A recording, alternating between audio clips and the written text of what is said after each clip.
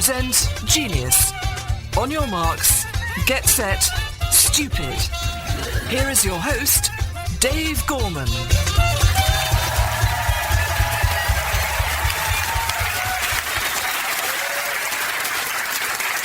Hello, I'm Dave Gorman and welcome to Genius, the show all about your ideas.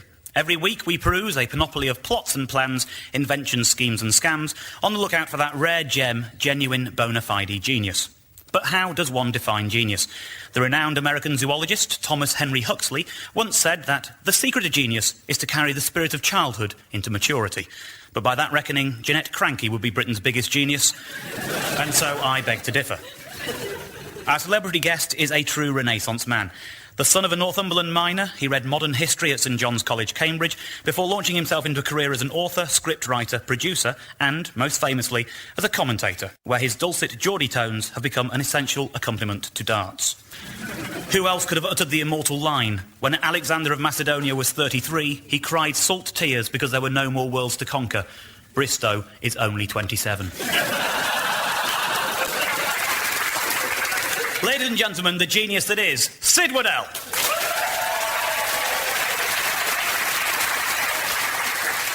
Thanks for coming, Sid. It is a pleasure to see you. I've just mentioned what is probably one of your most quoted lines of commentary. If I gave you half a line, a sort of quote of yours, would you be able to finish it? If I'd had a pint and a half of Young's Bitter, maybe. OK, this is, again, a particular favourite of mine. The players are under so much duress. It's like Jurassic Park in here. You see, this is why we know Sid Waddell is a genius. But let's see, however, if any of our audience members this evening have an idea that can convince you, Sid, of their genius. We'll hear a number of ideas and find out what you make of them. Then at the end of the show, your two favourites will go head-to-head, and the audience will decide which of them gets to take home this, the Genius Trophy. Yeah. I can tell you now that this trophy could be heading all the way to Stourbridge tonight, because that's where our first idea comes from, as does its creator, John Morris. Dear genius, bread. It's never the right thickness. The wife comes home with a thin sliced loaf, and you really fancied a big chunky sarnie. You want a piece of wafer-thin toast, and all you've got is the thick sliced stuff. Unsliced bread is the answer, as it gives you the flexibility to choose the thickness of bread which best suits the application. But it's such a pain to cut. So my idea is perforated loaves of bread. You get slices of a uniform thickness by just tearing along the dotted lines. Thicker slices are produced by only tearing every other dotted line. Thank you, John. If this is indeed genius, then not only is that a good thing, if it goes into production, it's going to reset the benchmark for inventors. It will have to become, this is the best thing since perforated bread. But we don't know if it is genius yet. Sid, what do you make of this to begin with? Brilliant idea. Brilliant idea. I'm a Marmite man myself. Sort of pervert, almost. So a perforation, your little perforated grated grain kidder, would be superb. OK, I'm not... I've stopped listening after Marmite pervert, to be honest. It just created all sorts of images in my head there. So I like this. I think there's something smart in this, John. At the same time, do you know if it's possible? Have you actually experimented? Well, if you ever try to cut bread yourself... Yeah. It is impossible. It's a bit like trying to cut partially set jelly with a blunt chainsaw. I mean, again, it was such a mess. Then perhaps if I gave you an example, a couple of weeks ago I fancied some cheese on toast, and so I cut myself 3 wedges of bread, and as I put them under the grill, the thick end instantly burst into flames. It brought to mind a film, I think it was East of Java, where it's about a volcano, I think it was Krakatoa, that when I put the cheese on, it was gushing down the slopes of the bread, sort of sweeping small villages away as it went. By the time I pulled the bread out and there's flames and smoke pouring out the top, all I got left was a pool of molten, bubbling yellow lava in the bottom of the pan, and 3 wedges of bread, which varied from charcoal black to bread white and every shade of brown in between.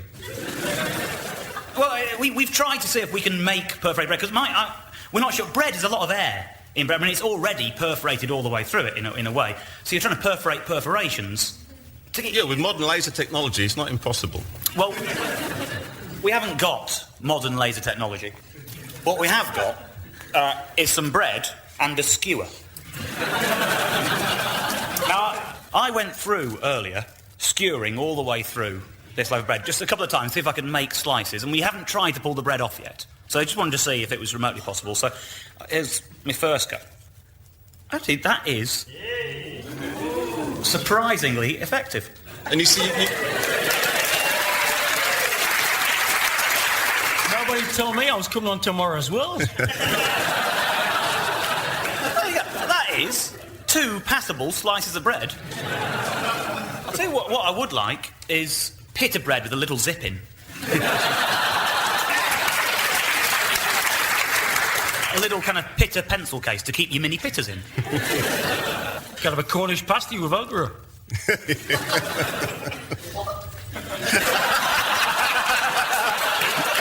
A Cornish pasty with Velcro. Where did we get this lot from, Dave? I don't know, but it was Velcro where you lost them. Sid, I'm getting a good vibe from you on this. You seem to be up for this. I think we should cut to decision time. Sid, is perforated bread genius or not? Pure genius. With a star. Mr. Nobel, send the prize. There you go. There you go.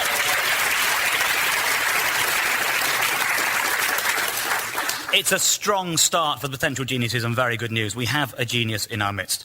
Our next idea is a bit of a first for us. We have a potential genius who has travelled all the way from America to be with us this evening. Her name is Anne Zeman, and she's from Washington, D.C. Dear genius, my idea is the Book of Yawning. It would be a coffee table book and would contain well-shot photos of people yawning, quotes from famous people about yawning, and yawn anecdotes. I would market it to the sleepless. OK, I feel like I might be having to do a simultaneous translation between yourself and Sid here. Good luck, Anne. Good luck, Sid. The idea is about a Book of Yawning. Sid, what do you make of this? I think yawning is like a sign that your brain needs more oxygen. Now, I happen to be discussing this very point with my voice coach. Actually teaches me how to use my diaphragm to project my voice better. Which brings me to the yawn. Part of this guy's treatment for my pronunciation problems was the musical yawn.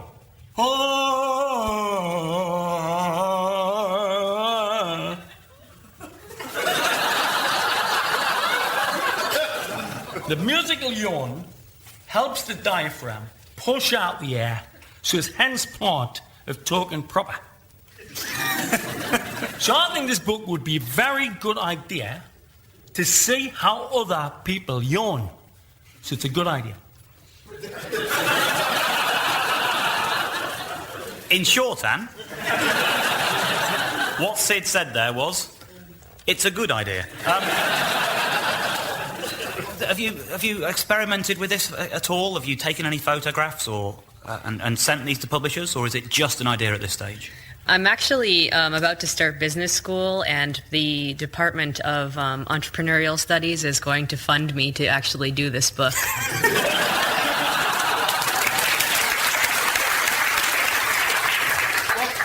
Then maybe we're going to help with some field research here, because we've taken the liberty of taking some photographs of people yawning. Oh no, we're on radio. We're using a slideshow. We're having a great time. We're just going to observe whether or not it has any effect on the audience or not. Let's just go through, as if this was the book. We're opening the pages. Here we go. The Book of Yawning by Anne Zeman. Picture of a man in a hat, yawning. As you can probably guess at home, a baby yawning. I'm seeing no yawning yet in the... Anne's actually yawning herself.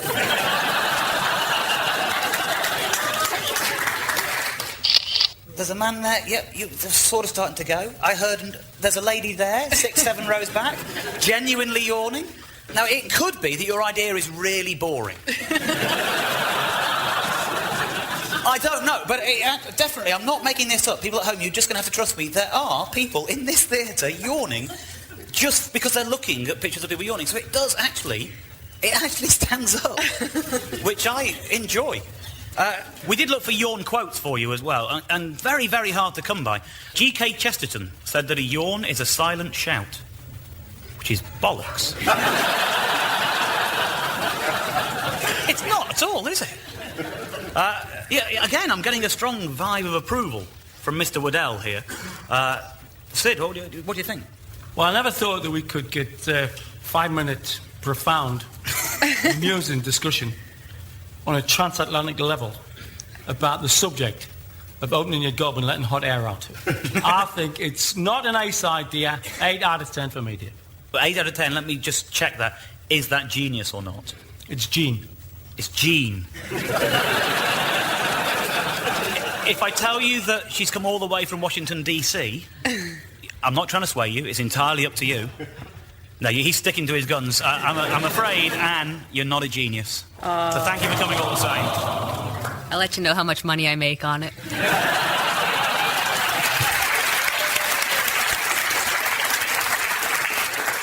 Now, let us see whether Leicester will be home to one more genius later on, as we hear from Alan Beers. Dear Genius, the English are fond of complaining that crime is getting worse because of the wet liberal loony left. They're also keen on the lottery. My idea brings the two together. Some people are always clamouring for the return of capital punishment. I suggest we have a referendum on the issue, but those answering yes, kill 'em have to have their own names put on a piece of paper and kept in a hat. If the vote passes, then we restore hanging. Then, when the first evidence comes through that an innocent man has been executed, as would surely happen, we have a special lottery where a random name is drawn from those in the hat who voted to restore capital punishment. This lucky winner is then executed as vengeance for the poor innocent killed by the state. The winner surely won't mind because, after all, when they cast their vote in favour of capital punishment, they presumably considered the inevitable loss of an innocent life to be a risk worth taking. My name's Dave Gorman, you're listening to The Moral Maze. It's a nice, light-hearted subject, Sid. How does this grab you? I think that tying up the lottery with the lottery of the criminal justice system as applied to hanging is a very interesting tie-up. And I quite a lot about the lottery, and there's a few people I'd like to hang. I did, in fact, the sack of the National Lottery in 1999 for being too Geordie. I was on it on a show called Red Alert, some of you might remember, which is one of the daftest programmes ever put on television. And I was the voice of the balls. I got them all right. And 2 days later, I got my P45. I was sacked for being too Geordie. Absolutely true story. And why is hanging... I'm laughing at the idea of somebody hiring you and not knowing you're the most Geordie man in the world. I would quite happily go back on the commentating for the lottery with the people sitting there who'd voted for hanging. Number 9. It hit the spine. 40. Double the top. He's got the drop. But I somehow think I'm not going to get the letter from Up Television Centre. I think we're on extremely odd moral ground. I like this crack. Let me give you a hypothetical situation, Alan. So say the system is brought in, OK? And someone is executed. And then evidence comes to light which suggests that they were wrongfully executed. So they have the National Lottery and somebody is then killed as vengeance. Then new evidence comes to light that suggests the first person was guilty after all. Now there's only one innocent person who's been killed, and it's the person who was killed because of your system. So who's going to die for that one? Another one in the hat. I was thinking more the person whose idea it was. I wasn't thinking that.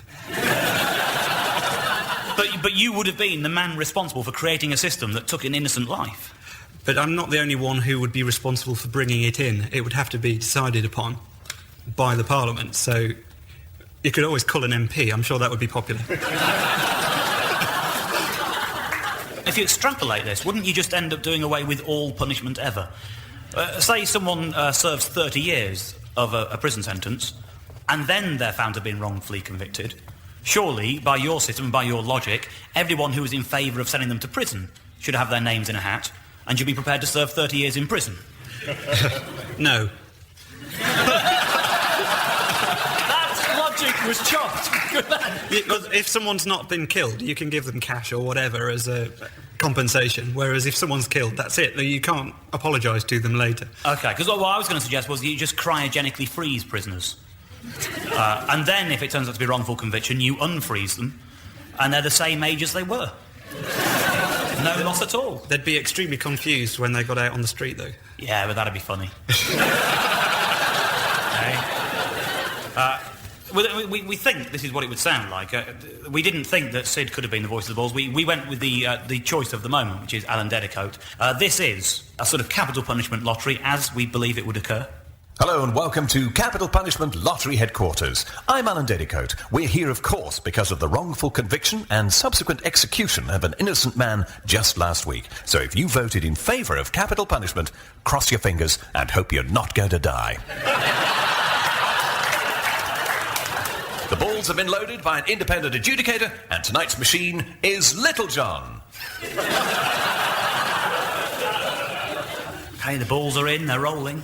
And the ball is selected. There it is. It's number 12,456,782. And that corresponds with a Colonel Reginald Fanshawe Smythe, retired, of Sidcup in Kent. Stay where you are, Colonel. The authorities are on their way.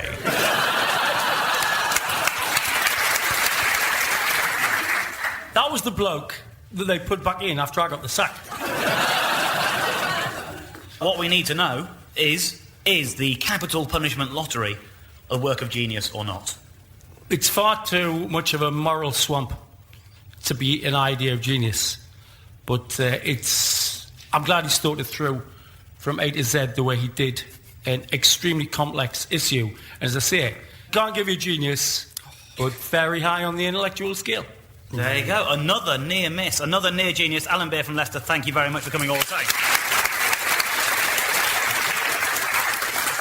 Sid Waddell is proving to be a very hard man to please. He likes a lot of ideas, but finding few of them genius. Let's see if our next person can persuade him. It comes from Brian Murray, who is from Kilmarnock.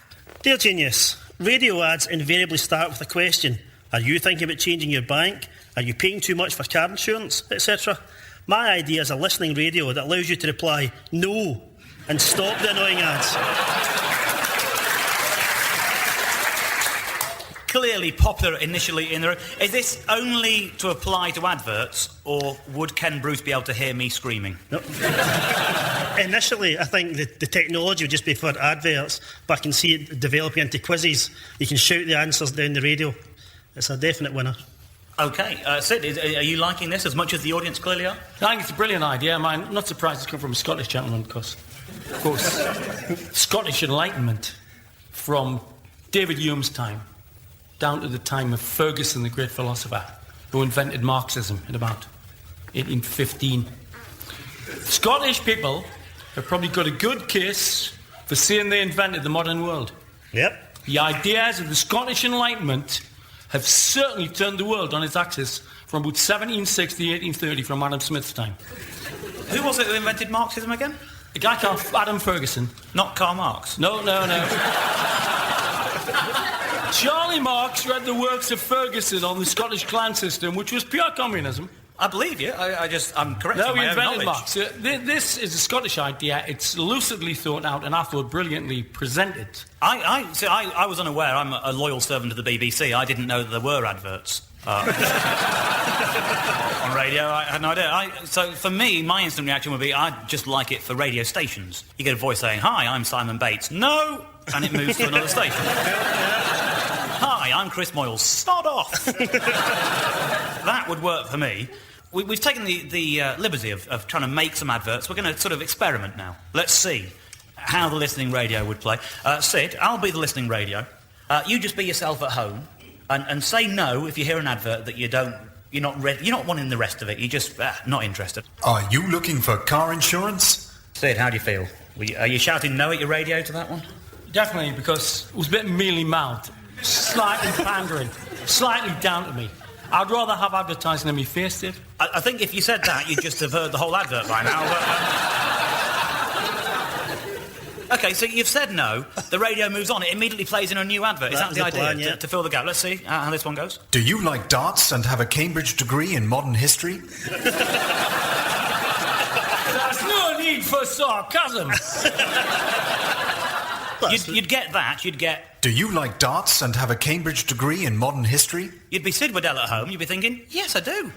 Before you know it, you've said yes because the radio was really speaking to you, and then the voice says... Then have we got the home contents insurance for you?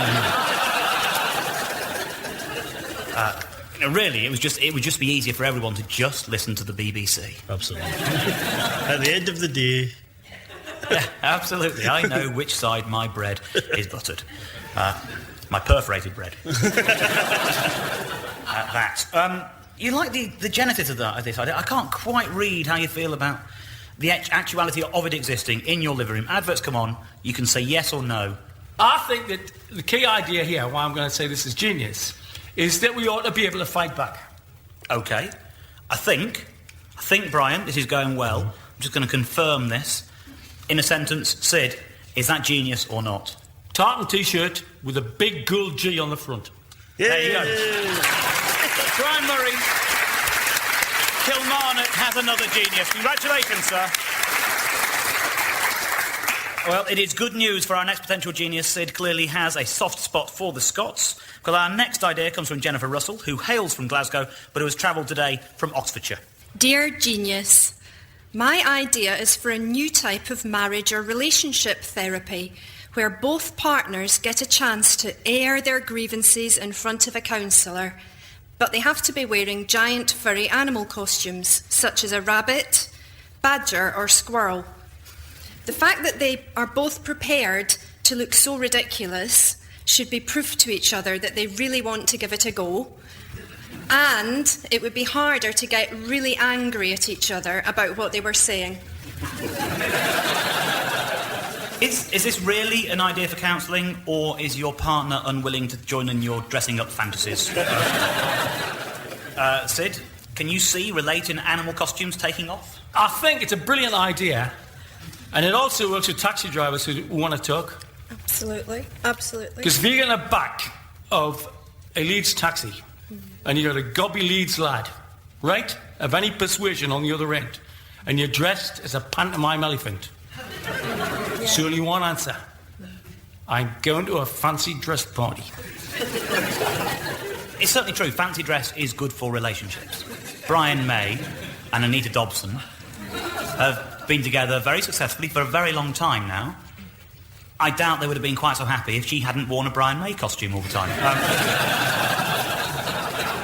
So I can see some benefits, but I'm not convinced. I mean, it could be negative for the counselling. I think if you're going up in a big, fluffy costume, some men are just going to pay their mate to go.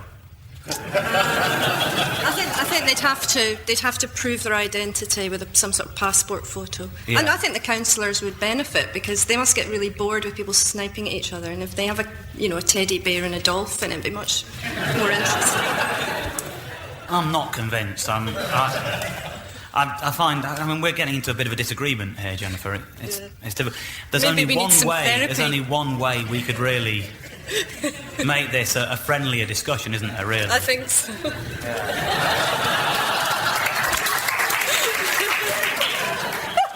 Will you the bear, or will you the parrot? I think you should go first. OK, well, I'll take the bear. Okay. There you go. Jennifer, that's a parrot costume for you. You can just do the head if you like. We're on radio. No one will ever know. I'm struggling into my bear costume. There's definitely something to it, Sarah. Jennifer, the moment I put the head on... What are you calling me Sarah for? Who's this Sarah? Parrot 1, bear 0. I'll just point out that I did say Sarah, but I corrected myself to Jennifer. It was a memory the last time I was wearing a bear hat. Okay. Just practice, Jennifer. Just pretend that we've had a lover's tiff and you hate me. Say the most aggressive thing you can while dressed as a parrot. You horrible big yellow horrible bear.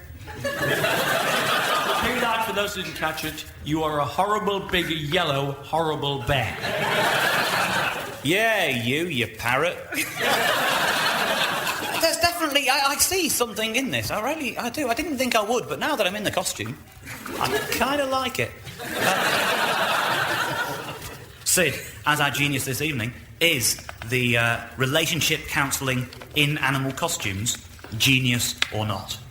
I think anything that loosens us up in today's absolutely rocket-like society is a good thing. Genius. Genius, definitely. There you go. We've had a couple of Scottish geniuses and one from Stourbridge.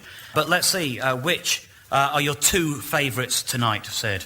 It's got to be Perforated Bread and the Listening Radio. I would like to invite back to the stage Mr. John Morris and Mr. Brian Murray. OK, now, all of those in favour of Perforated Bread?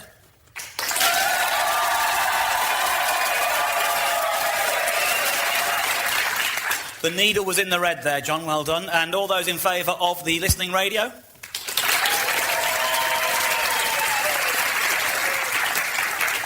It's not good news for the Listening Radio, but Brian, we thank you for coming all the way from Scotland. You're a genius, but you're not the topmost genius of the night. Well done, John Morris from Stourbridge. Here is the trophy. You are a genius. Did you ever imagine such a thing could happen to you? I kind of had an inkling when I was younger.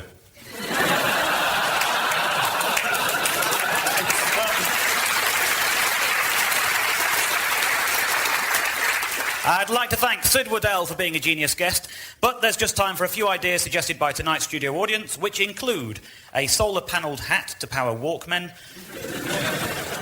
guide dogs for the blind drunk, and woolen gimp masks for winter gimping. Good night.